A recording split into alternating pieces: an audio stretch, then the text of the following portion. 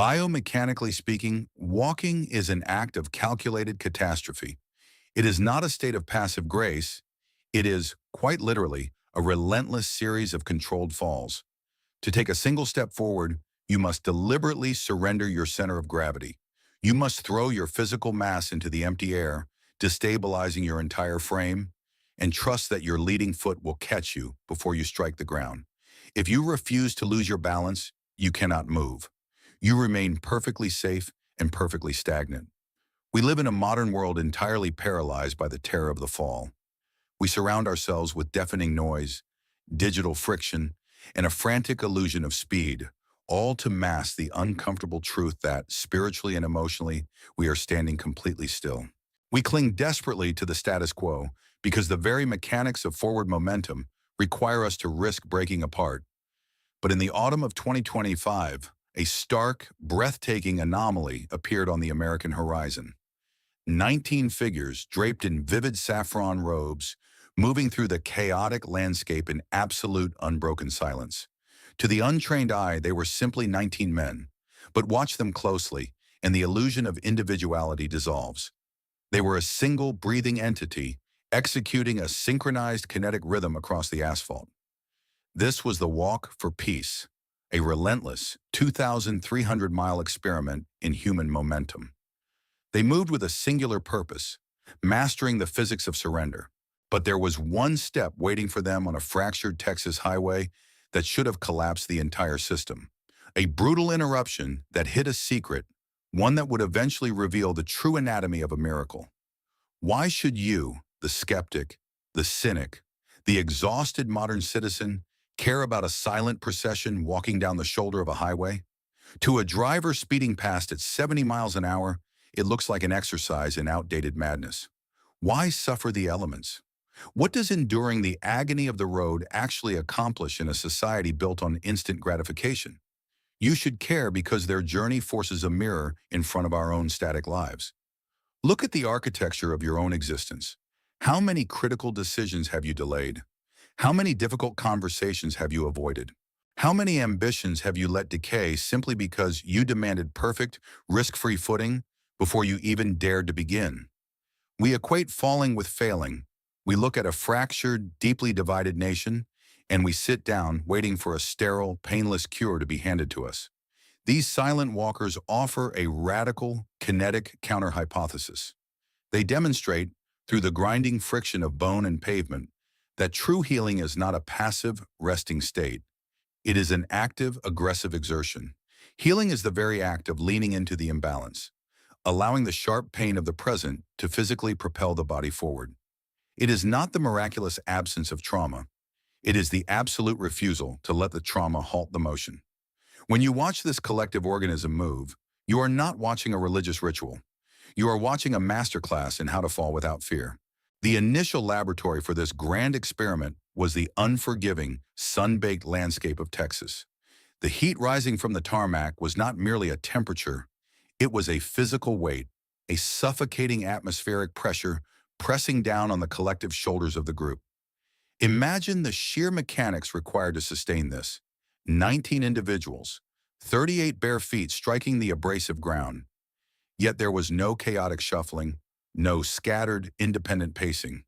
Through an intense, unspoken discipline, they merged their nervous systems into a single cardiovascular rhythm. When the lead walker drew a breath, the trailing walker exhaled. When a sharp fragment of glass bit into the heel of one, the entire column absorbed the shockwave. They shared one singular center of gravity. The silence they carried was not empty. It was dense, heavy. It was the palpable sound of concentrated potential energy being converted into kinetic reality, step by agonizing step. Massive transport trucks roared past them, hurling violent gusts of hot exhaust and jagged dust. Monstrous machines burning fuel to achieve violent, detached speed. And right beside them, in stark defiance, was the soft, rhythmic slap, slap, slap of bare flesh on the road. A fragile, fleshy pendulum swinging endlessly forward. They were calibrating their collective body to the harsh, unforgiving topography of America. Every mile was 1,000 tiny falls and 1,000 quiet, determined recoveries. The physical toll was immediate and immense. draining the fluid from their joints and blistering their skin, but the forward motion never ceased. The momentum was building. The collective was learning to trust the fall.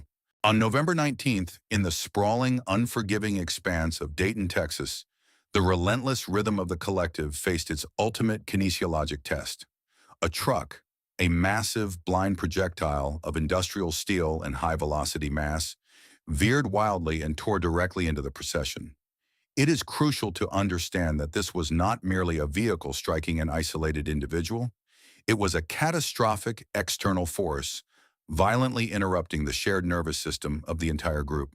When the brutal impact threw Ponte Dam to the asphalt, shattering his equilibrium and crushing bone, the whole organism fractured. 19 men felt the sudden, violent deceleration. The collective breath vanished. The forward momentum built over hundreds of agonizing miles was instantly, violently severed. In the modern world, this is the precise moment a journey definitively ends. This is the ultimate catastrophic fall. Human instinct dictates a rigid defense. We scream, we assign blame, we file lawsuits, and we recoil into the safety of absolute stillness. We allow the trauma to become a permanent, impenetrable wall. But observe the mechanical and spiritual response of this living entity. As the dust settled and the sirens wailed, there was no violent contraction of rage. There was no demand for retribution.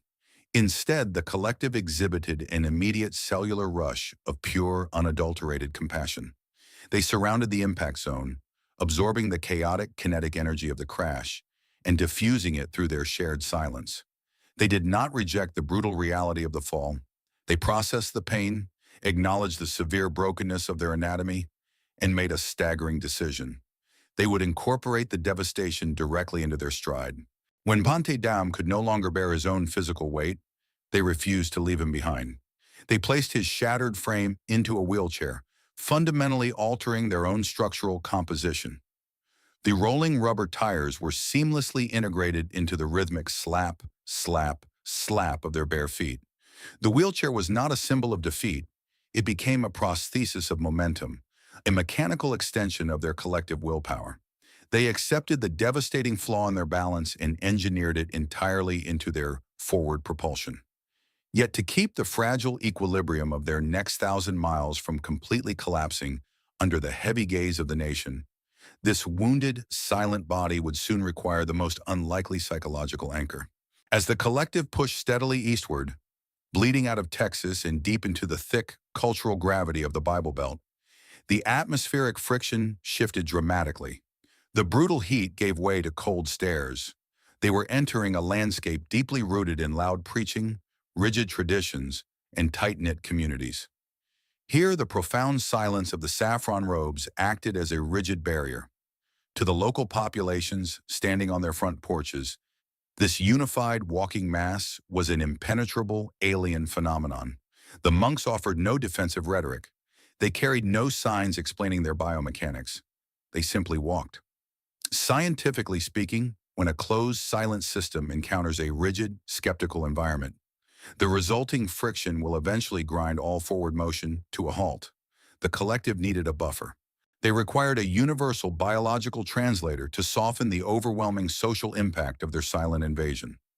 They found it in a stray, rhythmic heartbeat that willingly tethered itself to their pacing. Aloka, the peace dog.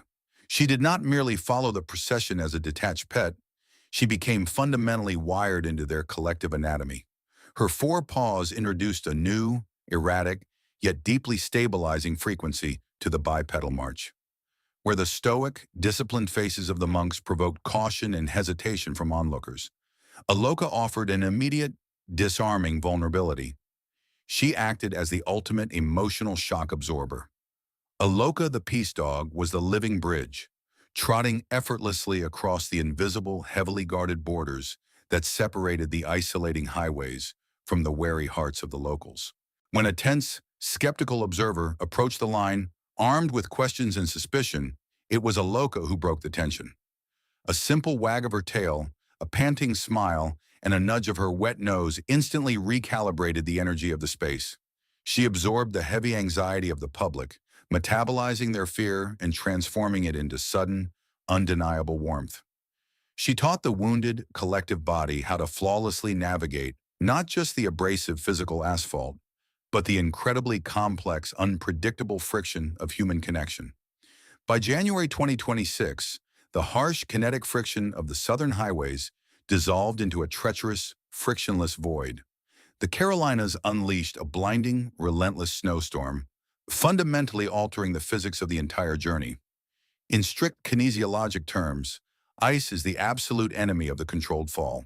It violently strips away the traction required to safely catch your own descending body weight. The temperature plummeted, threatening to drain the caloric heat from the collective organism and force the ultimate, fatal state of stillness, paralysis. To an observer looking through a frosted window, the visual contrast was staggering. Vivid, burning saffron robes cutting through a desolate, endless expanse of paralyzing white snow. It looked like a serene, surreal painting, but beneath the fabric, it was a brutal, exhaustive struggle for basic equilibrium. The rhythmic, predictable slap of bare skin on asphalt was gone, replaced by the muffled, precarious crunch of freezing earth. The collective body was forced to instantly recalibrate its entire internal mechanism. Every single step became a high-stakes, micro-negotiation with gravity. To move forward on a frozen surface, a body cannot simply throw its mass aggressively into the air. It must lower its center of gravity, drastically shorten its stride, and accept a painfully slow, agonizingly deliberate state of imbalance. Pushing Ponte Dam's wheelchair through the accumulating drifts required a massive, coordinated expenditure of kinetic energy.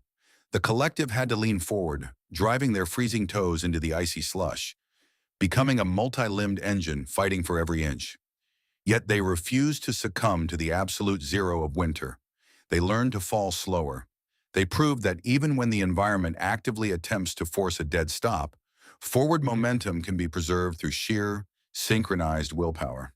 It was here in this brutal, freezing abyss that the secret forged months earlier on that fractured Texas highway finally revealed its true architecture.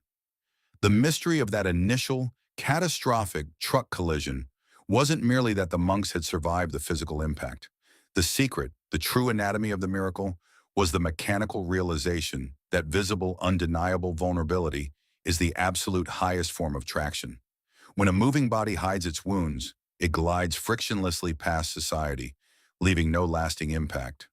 But when an entity openly exposes its brokenness and still insists on moving forward, it grips the human soul with massive gravitational force. This law of emotional physics reached its absolute climax when Aloka, the vibrant heartbeat and emotional shock absorber of the procession, began to falter. The harsh, icy elements finally breached her natural defenses, tearing at her paws and inducing a visible, painful limp. The collective organism did not hesitate. It instantly shifted its entire center of gravity to shelter its smallest, most vulnerable extension. They slowed their already agonizing pace to protect her, integrating her injury into their shared pain.